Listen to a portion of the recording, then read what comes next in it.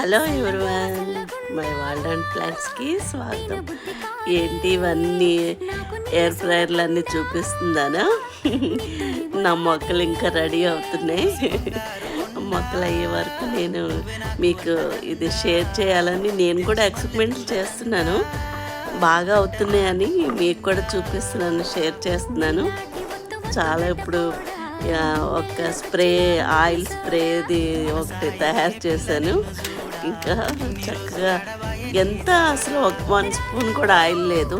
చాలా క్రిస్పీగా టేస్టీగా చాలా బాగున్నాయి ఎయిర్ ఫ్రైయర్లో.